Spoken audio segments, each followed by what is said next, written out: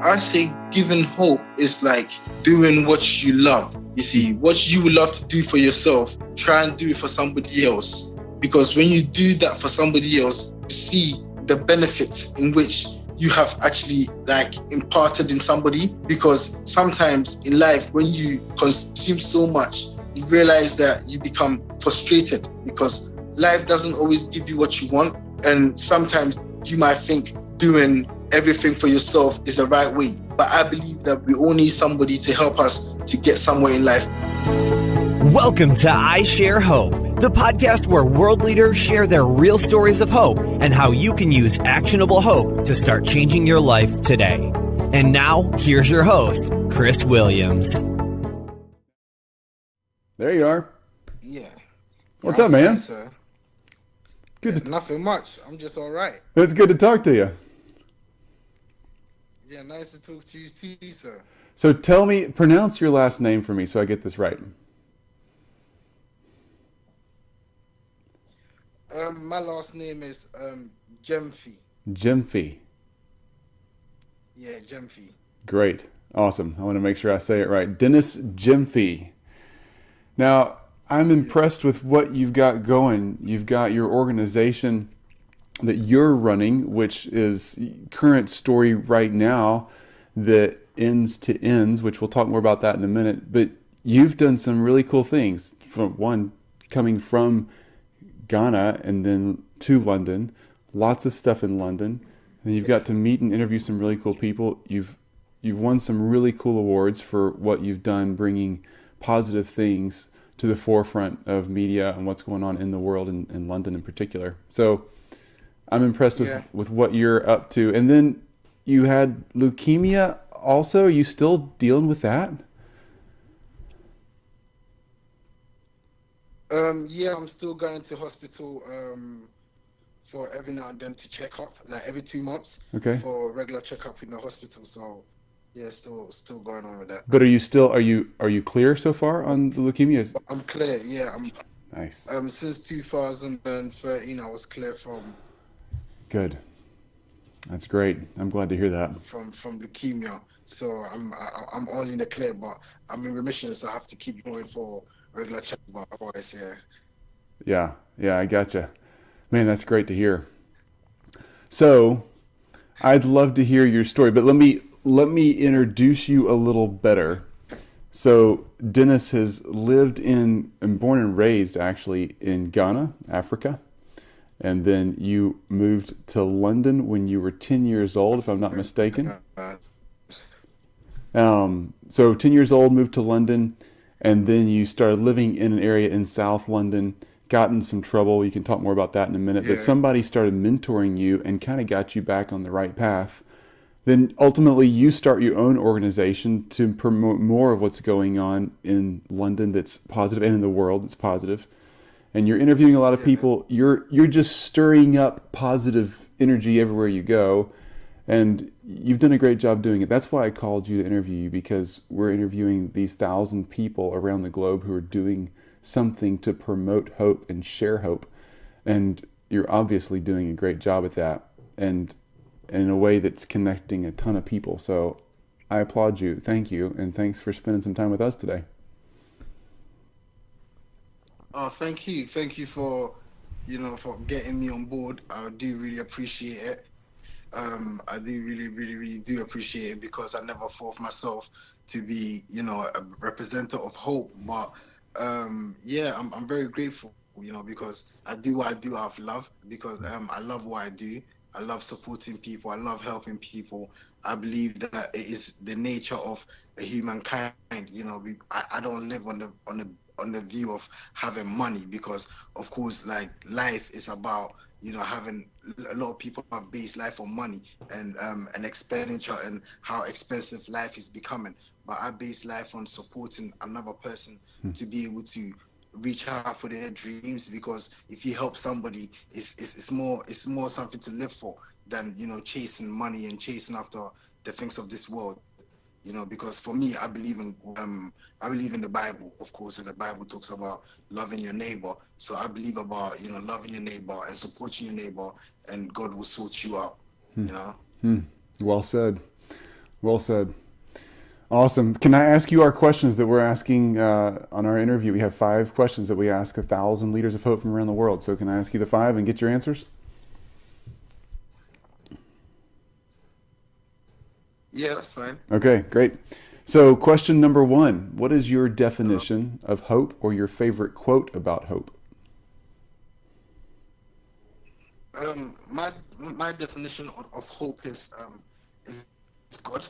God is hope. I believe that if you give your vision and you focus on Him, He'll be able to deliver you and be able to give you the things in which you need. I believe in my quote on hope is Martin Luther King. A dream.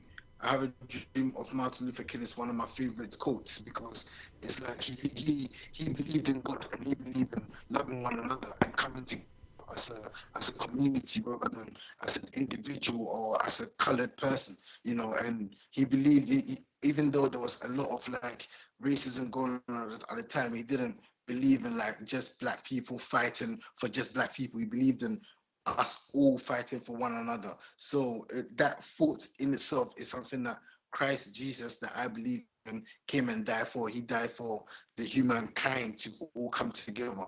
So for me, hope is God. Hope is believing in God. And if you believe in God, I believe that you shall, receive the things in which you believe in yourself or you believe in Him to give you. Wow, that's strong. That's strong. Great. Thank you.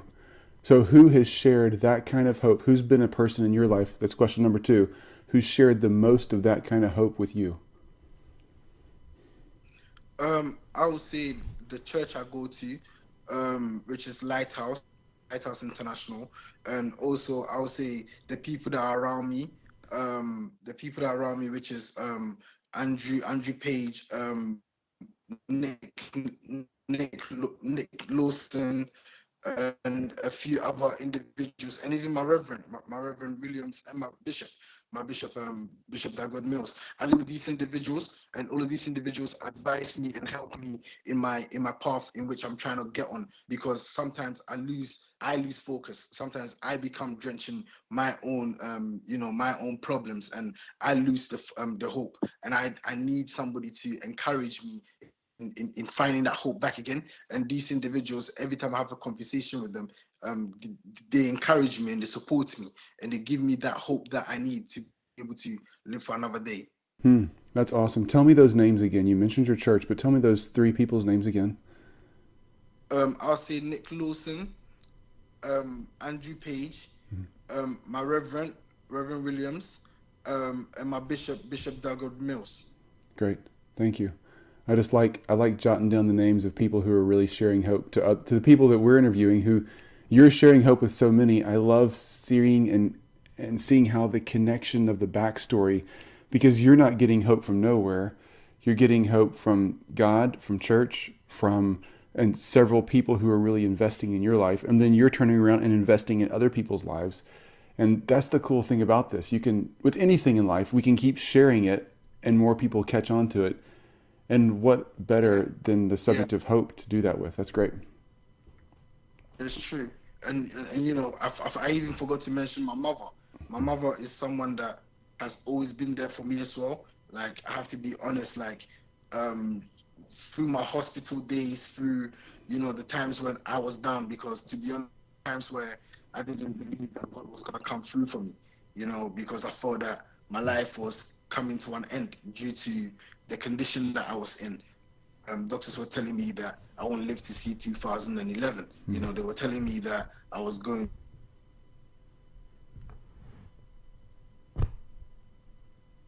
Dennis, you there?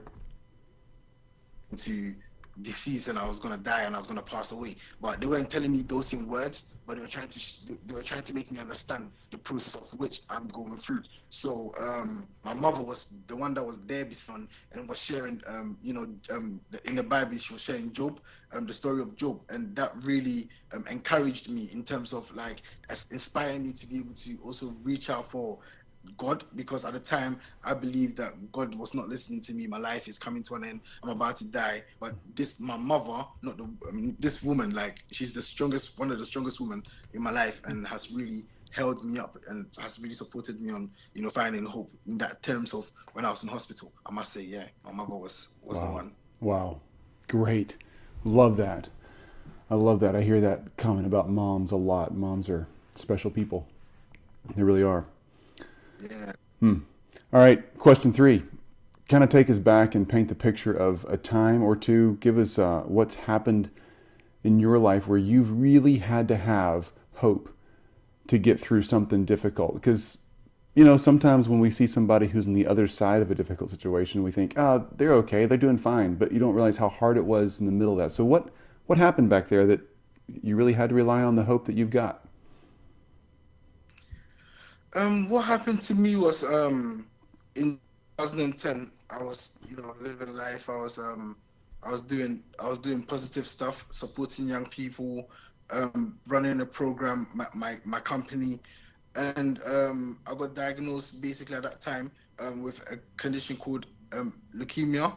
So it's a form of cancer. So the doctors at the time told me that I wasn't gonna. I'll be lucky. It would be a luck. I'll be lucky if I make it through 2010 at the time when I was being diagnosed. So for me, I became very, very, very down and didn't know where to go and who to go and talk to, because everyone that was around me was saying that, oh, you have leukemia. And most of the time in the Black community, anyone that has leukemia dies in the next 2-3 years or whatever. So It was like, oh, you are about to die. So I had this death talk around me, and everybody that I met was talking about, like, you know, it's like you are going to pass away, or my uncle died of leukemia, or my auntie died of leukemia. Literally everyone I spoke to was mentioning somebody that had died from leukemia in their family, and that really drenched me and made me come down, like, in the sense of, like, I felt that, you know, I might also, you know, die. But what gave me hope was that I was saying my mother coming into the hospital and reading the Bible, sharing the Bible with me, making me understand the word of God, because at that time I was distanced from the word of God. I didn't really want to take in as much as I was supposed to, or I didn't want to listen to the word of God because I've seen so much people in my family struggle with the word of God. So I felt that it wasn't helping. It wasn't helping nobody. It was just something that was put out there for people to be making money out of, or something like that. But I thought of it wrong, because my little understanding was not the bigger vision of what God, to me, my little understanding was not what God for the world. I believe that the Bible was the truth, because from the moment that I took the word that my mom was saying and took the Job story and went into the bathroom myself, and I looked into the mirror and I said, God, if you're truly real, and if you're real like my mother is saying, if you're real like everybody around me is saying, if you're real like my girlfriend at this time is also saying, if you're real like all my family members are saying, then prove yourself, because if you prove yourself to me, I'll follow you for the rest of my life.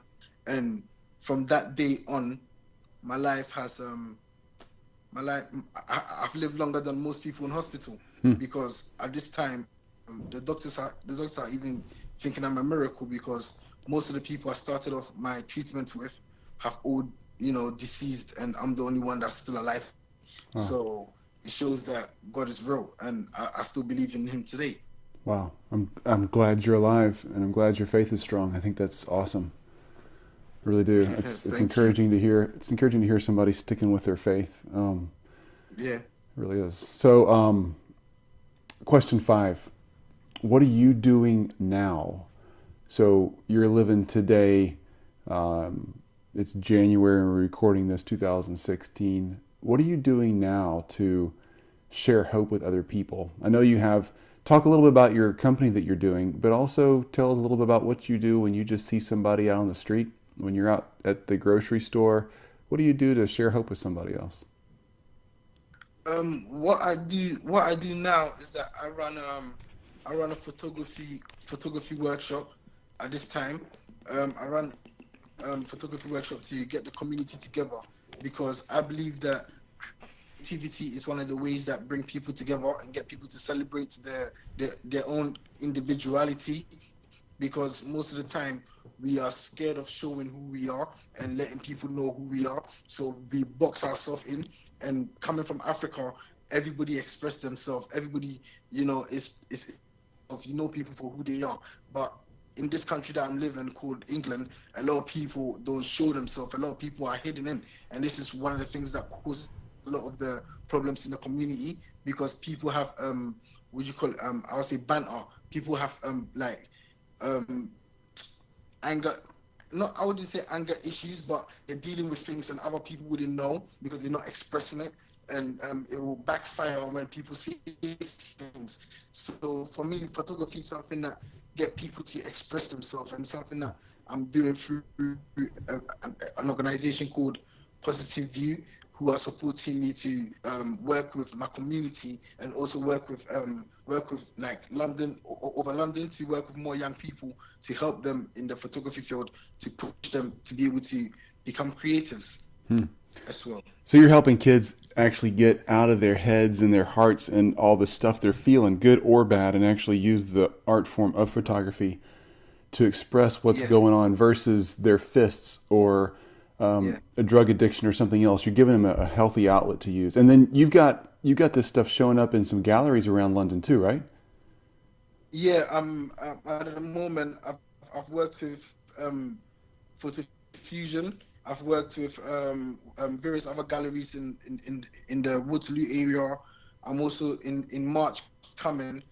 I'm working with David Beckham to deliver a photography gallery exhibition with young people that are from Summerlayton, the estate that I wasn't born on it, but I grew up on. The estate that I grew up on, I'm doing an exhibition in the Phillips Gallery alongside with David Beckham in March. So to open for the world, and GQ magazine is also sponsoring it. So it's gonna be a big thing for the young people, because the young people have never even been to a gallery like that before, yet alone to be with David Beckham. It's also going to give them the experience for them to also become either photographers, graphic designers, musicians, whatever it is, or the field that in which they want to take, because that is what I'm about. I'm about supporting young people and pushing them into their dream, because I believe that if you dream and if you seek that dream, you shall reach it. Yeah, man, that's awesome. That's really awesome. Boy, I love that. That's really great. I wish I could be there to see some of that. I'm in the States, so it's a bit of a drive, but I sure wish I could come for opening night. That'd be really exciting. All right, so tell me, question number 5. I'm going to hang up the call here in a few minutes and teach me how to be a person who's sharing hope. So when I hang up this call, what are the simple steps, the ABCs that I should start doing to grow as a person who's got more hope, or to share hope with somebody else around me, a family member or friend or neighbor? I say giving hope is like doing what you love. You see, what you would love to do for yourself, try and do it for somebody else. Because when you do that for somebody else, you see the benefits in which you have actually imparted in somebody. Because sometimes in life, when you consume so much, you realize that you become frustrated because life doesn't go according to how you want. Still there? Sorry. It's okay, Dennis. I can still hear you. You just got the picture out. We're good. Keep going. Life doesn't always give you what you want. Life doesn't always give you what you want. And sometimes you might think doing everything for yourself is the right way. But I believe that we all need somebody. We all need somebody to help us to get somewhere in life. Because if you look at anyone in life, if you look at all the superstars, if you look at all the anyone that you could ever imagine, somebody helped them to be in that position.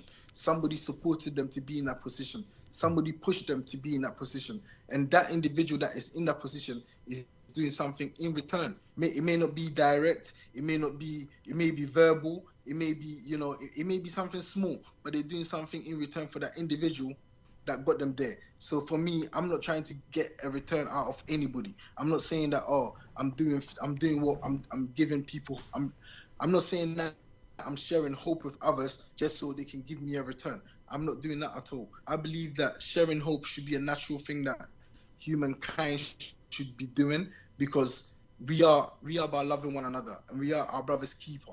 You know, why should I know something and not share with my brother? Or why should I have something and not share with my brother? Why should I have a knowledge? Like, I was told by my grandfather that if you know everything in the world, if you know the rights and the wrongs and every single thing in the world, and you don't share it with nobody, then that means you know nothing. You see, somebody that knows everything, has read all the books in the world, understand all the rights and the wrongs and the politics and the non-politics and everything, but does not share it with somebody, hasn't got any knowledge. Their knowledge is not important, because that person is going to get buried, and that knowledge that they have is going to get buried with them. Nobody would have known anything about what they knew. So sharing is one of the most important things to build, because if you share, you be understood. The more that you share, the more that people understand you. If you don't share nothing, then nobody can understand you. So I believe that I'm not just saying that sharing money. I'm not just saying sharing money. That's not what I'm talking about. I'm talking about sharing words. If you see someone walking on the street, just say hello to the person. Good morning. That's sharing something. That's sharing. Or even smile. You know, that's even giving someone hope, because it's believed that most of the people that commit suicide in the world that we live in, all they needed is a hug. A hug would have taken away that thought of suicide. You know, so sometimes when you smile at somebody, you don't know what you're taking that person from. That smile alone could have stopped that person from going to commit suicide, or that smile alone could have stopped that person from going to commit a certain crime to them that they shouldn't do. You know, so in this world that we live in, there's so many different things that we could share in to help each other grow, because it's the most important thing in this world.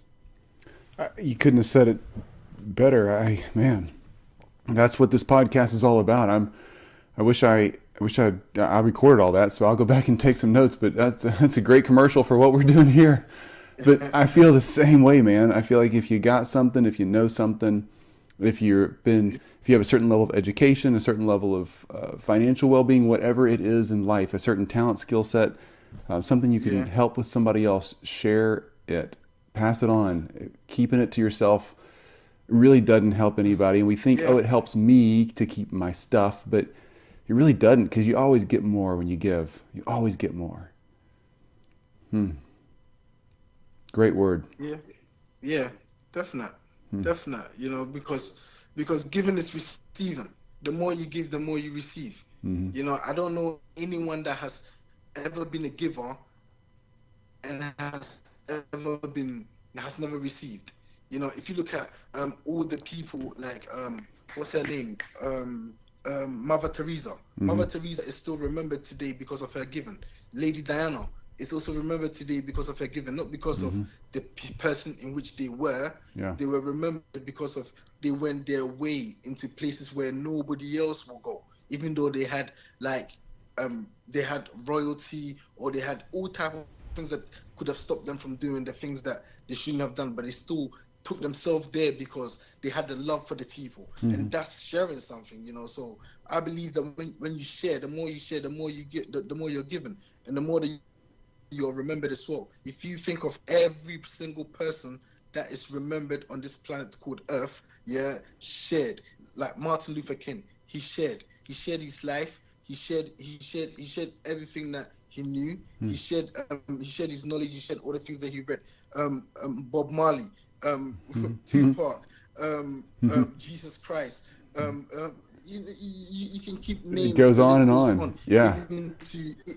It goes on, you know, because if they didn't share, then we wouldn't have the knowledge we have today. Even if we look at our ancestors, they shared their knowledge by writing books, by drawing, by doing architectures, by leaving symbols like the pyramids. That's all sharing their living, the ways they live. They even drew in caves to make us understand that we were once here. You see, so that's something that can make us understand that the world is always improved by when you share something with somebody, because your idea, when it's given to somebody else, or when it's shared with somebody, can also develop into somebody, or can also develop into something else, or can develop somebody into something else. Love it, man. You've nailed the 5 questions, that's for sure. You just hammered it home. Thank you very much. Can I ask you, Thank you. tell me this, how can we follow you? Social media, website, etc. Give me the stuff here so I can report that back to our audience here at I Share Hope. Um, on social media, you can follow me on Dennis Gyamfi on Facebook. Dennis Gyamfi, Dennis spelled Dennis, Gyamfi spelled Gyamfi. You can follow me on Twitter with the same login name. You can follow me on Instagram with the same login name. You can also follow me on Ends2Ends, which is spelled ENDZ.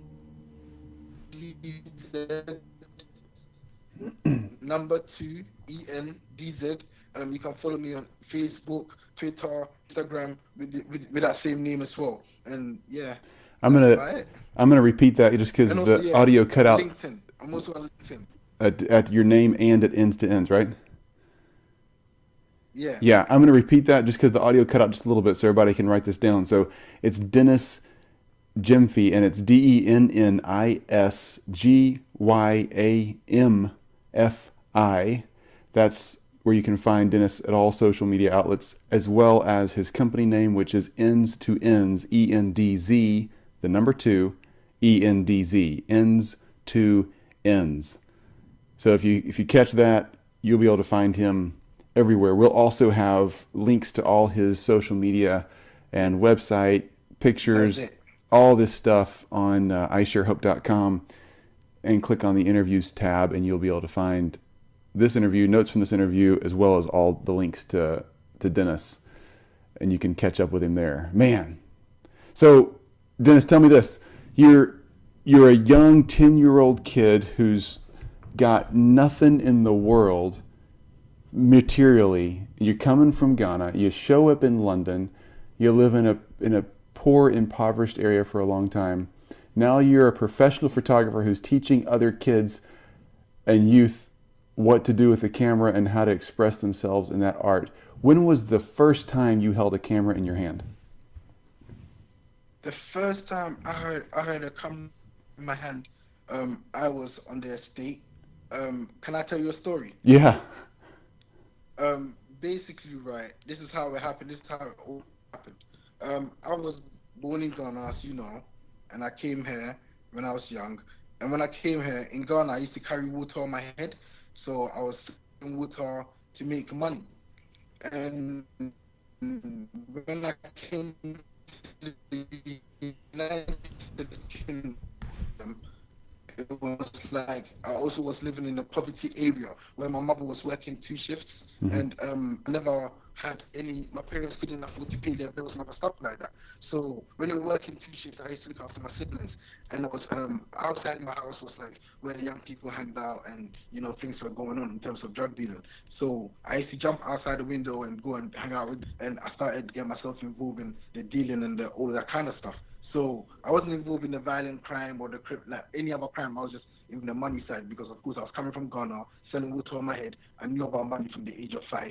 I knew about how to save money, all that type of stuff. So money was so easy for me to get. So I became, a drug dealer, if you want to put it like that. And on the estate, as I was growing, I met up with a young man called Solomon, who started talking to me about a youth program called Exit. But I was not involved in youth programs. I didn't want to be involved in youth programs because it's not something that I really wanted to be involved in. I was about trying to make money to support my family. And what happened was that Solomon convinced me. I went to the youth program. I stayed, and the youth program started to have an impact on me, and I started to change my mindset. This is when I first started thinking about youth working and actually getting involved in supporting my community and helping others in my community.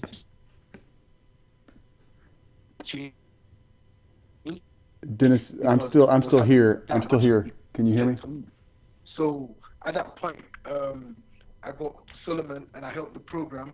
You know, I got a lot of young people into the program, and the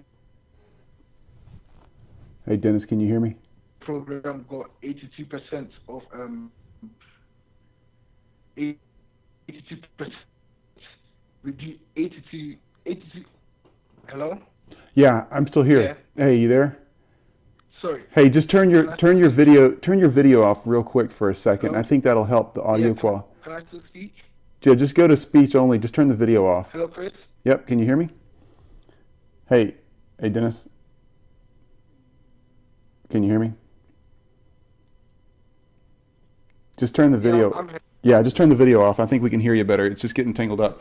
So, start back. You were I can 10. hear you. Yeah. I'm here. Okay, go back real quick and go over the part where you were 10, you were starting to deal drugs. We heard that. And then Solomon came into your life. And what happened from there? Solomon basically got me involved in a youth program. And the youth program at the time, my mind was not about going into youth programs and getting involved in youth programs. It was about trying to of course, support my family or do whatever it is that I need to do. My mom didn't know what I was doing, just to clarify that. My mom and dad and family didn't know what I was doing. I was doing this underground without nobody knowing. Mm-hmm. And what happened was that I liked the youth program and I stayed at the youth program. And because of love for the youth program, this is when I first started thinking about my community and helping other people in the community that I lived in. So I joined the youth program and started to recruit other people to the youth program. In 2008, 82% of young people that returned that were 72% of young people that went through the program did not return back to crime, and that was evaluated by a guy called John Pitt, wow, who was very high in the criminologist world. So when he evaluated the program to 72% non-conviction, because the young people were not going back to commit crime, mm-hmm, we were awarded public service award by Guardian. So the Guardian invited a photographer by the name of Simon Whitley to come and take a picture of me. And when Simon Whitley came to the estate, Simon Whitley kind of liked me. He walked me around the estate. I was talking to him, and we kind of built a relationship. So from there, he kind of saw that I was interested in like weapons, and although I was doing youth work, I was still go on YouTube at that time and be looking at like America. Of course, America, there's a lot of weapons on the streets and how it's used and that kind of stuff. How to tear it apart and put it together. I was learning all of those type of things because I was interested in weapons, and Simon Whitley saw that. So one day he came to my house and he met me and he gave me a camera. And then I thought, like, why giving me a camera? What am I going to do with a camera? Like, I'm living on the estate. A camera going to help me with nothing. And he said, nah. And how old are you? How old are you at this point? At this point, I was about 17, 16. Okay, so you're in the youth program. It's gone really well. And now the Guardian's coming to do a big story and the reporter shows up. Yeah. Okay. Yeah. And he's got a camera. He gave me the camera. And he said to me, I thought, like, what am I going to do with a camera? Because I don't know what I'm going to do with a camera. I don't know how to use a camera. I've never used a camera in my life, you know what I mean? So it's not going to help me in the life that I'm living. So did he give it, like, did he let you borrow it for a minute to play with it, or he gave you the camera, like, to keep? No, like, he gave me a Nikon, an old film, it takes film. But legit, he gave it to you, though. Digital. Yeah, he gave it to me to play with. Wow. And I said to him, what do I do with a camera? Like, I'm not going to do anything with a camera. And then he said, Dennis, just like a gun, you can aim, shoot, and reload. That's when I thought, what? What did you just say? He said, just like a gun, you can aim, shoot, and reload. And then he took like the camera apart, like he totally took the lens off, pop out the back, took out the film, and then he put it all back together. Like he put it, and I was like, wow, I was fascinated by the way he did it. So I was like, teach me how you did that. And then from there, I just grew my love for photography. And that's how I came across the photography world. Wow. So what's that guy's name again? Simon Whitley. Simon Whitley. Simon Whitney.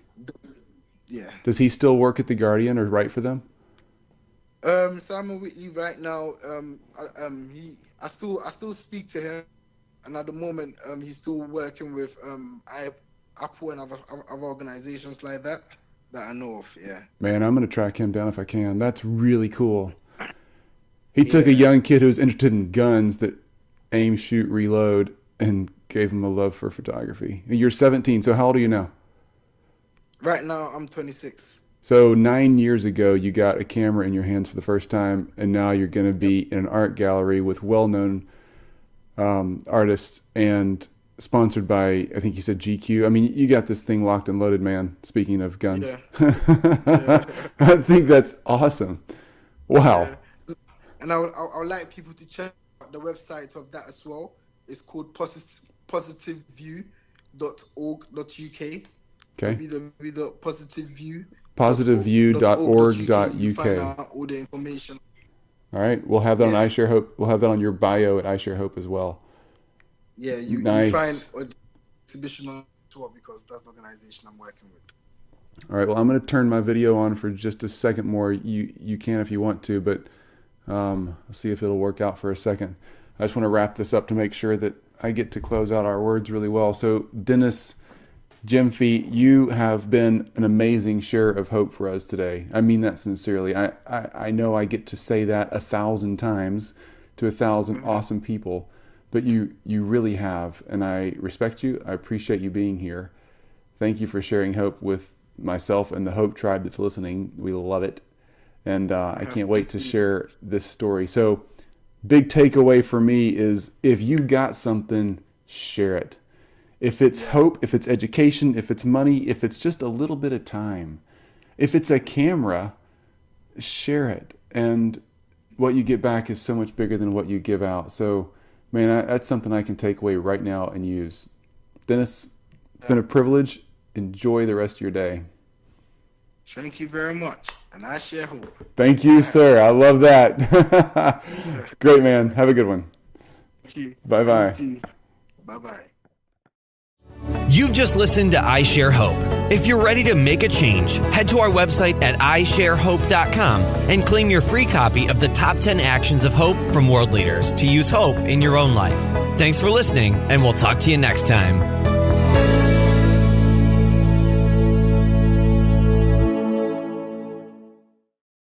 Now, I'm impressed with what you've got going. You've got your organization that you're running, which is current story right now that ends to ends, which we'll talk more about that in a minute. But you've done some really cool things. From one, coming from Ghana and then to London, lots of stuff in London.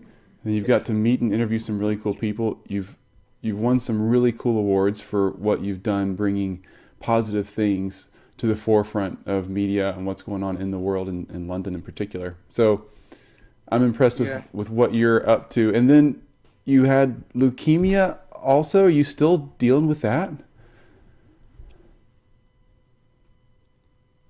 Yeah, I'm still going to hospital for every now and then to check up, like every 2 months. Okay. For regular checkup in the hospital. So yeah, still going on with that. But are you clear so far on the leukemia? I'm clear. Yeah, I'm Nice. since 2013 I was clear from Good.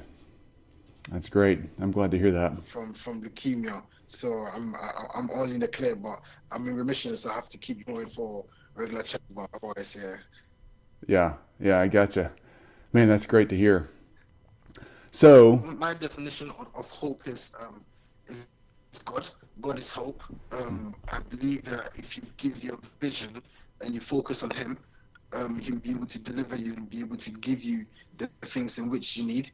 I believe in my quote on hope is Martin Luther King. The dream. I have a dream of Martin Luther King. It's one of my favorite quotes because it's like he believed in God and he believed in loving one another and coming together as a community rather than as an individual or as a colored person, and he believed even though there was a lot of like racism going on at the time, he didn't believe in like just black people fighting for just black people. He believed in us all fighting for one another. So that thought in itself is something that Christ Jesus, that I believe in, came and died for. He died for the humankind to all come together. So for me, hope is God. Hope is believing in God. And if you believe in God, I believe that you shall, receive the things in which you believe in yourself, or you believe in Him to give you. Wow, that's strong. That's strong. Great. Thank you. So who has shared that kind of hope? Who's been a person in your life that's questioned? But yeah, I'm very grateful, because I do what I do out of love, because I love what I do. I love supporting people. I love helping people. I believe that it is the nature of a humankind. I don't live on the view of having money, because of course, like, life is about having, a lot of people have based life on money and an expenditure and how expensive life is becoming. But I base life on supporting another person to be able to reach out for their dreams, because if you help somebody, it's more something to live for than chasing money and chasing after the things of this world. Because for me, I believe in the Bible, of course, and the Bible talks about loving your neighbor. So I believe about loving your neighbor and supporting your neighbor, and God will sort you out. Well said. Well said. Awesome. Can I ask you our questions that we're asking on our interview? We have 5 questions that we ask 1,000 leaders of hope from around the world. So can I ask you the 5 and get your answers? Yeah, that's fine. Okay, great. So question number 1, what is your definition of hope, or your favorite quote about hope?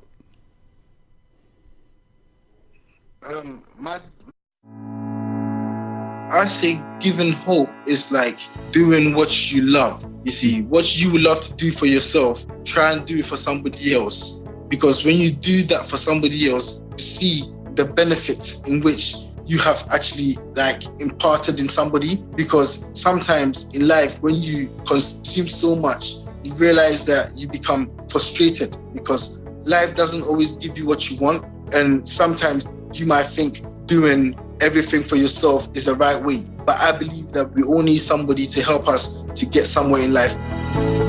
Welcome to I Share Hope, the podcast where world leaders share their real stories of hope and how you can use actionable hope to start changing your life today. And now, here's your host, Chris Williams. There you are. Yeah. What's up, man? Fine, sir. Good. Nothing much. I'm just all right. It's good to talk to you. Yeah, nice to talk to you too, sir. So tell me, pronounce your last name for me so I get this right. My last name is Gyamfi. Gyamfi. Yeah, Gyamfi. Great. Awesome. I want to make sure I say it right. Dennis Gyamfi. I'd love to hear your story, but let me introduce you a little better. So Dennis has lived and born and raised actually in Ghana, Africa. And then you moved to London when you were 10 years old, if I'm not mistaken. So 10 years old, moved to London, and then you started living in an area in South London, got in some trouble. You can talk more about that in a minute. Yeah. But somebody started mentoring you and kind of got you back on the right path. Then ultimately you start your own organization to promote more of what's going on in London that's positive, and in the world that's positive. And you're interviewing a lot of people. You're just stirring up positive energy everywhere you go. And you've done a great job doing it. That's why I called you to interview you, because we're interviewing these 1,000 people around the globe who are doing something to promote hope and share hope. And you're obviously doing a great job at that, and in a way that's connecting a ton of people. So I applaud you. Thank you. And thanks for spending some time with us today. Oh, thank you. Thank you for getting me on board. I do really appreciate it. I do really do appreciate it, because I never thought of myself to be, a representative of hope.